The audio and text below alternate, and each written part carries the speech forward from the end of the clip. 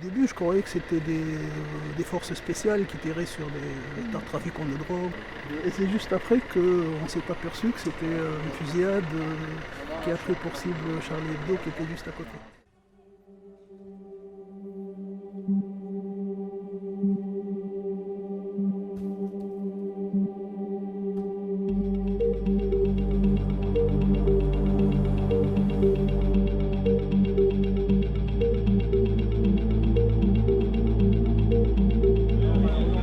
Identifions les frères Kouachi par une carte d'identité qui est récupérée dans leur véhicule.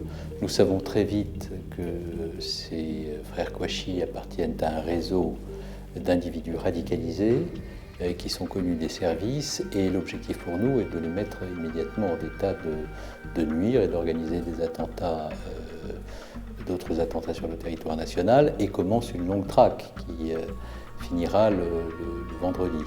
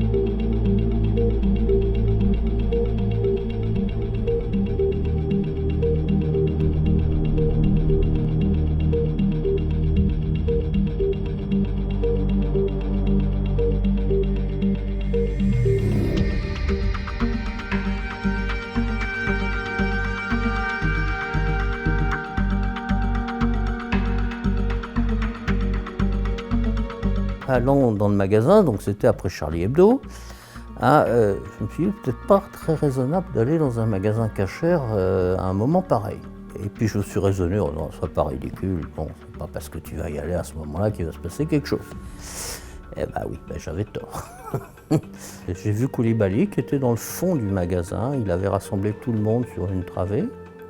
Il était très très calme, encore une fois ça m'a beaucoup frappé.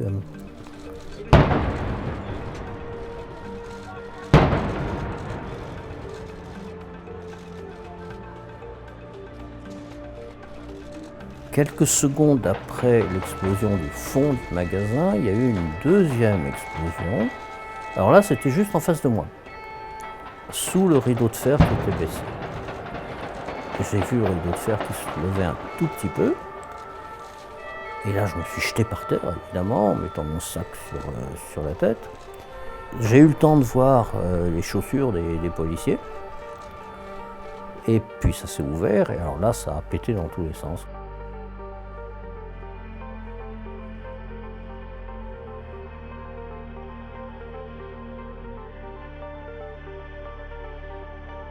Je peux pas oublier ce qui s'est passé, parce qu'encore aujourd'hui, quand je reviens dans le bâtiment, c'est difficile, en fait.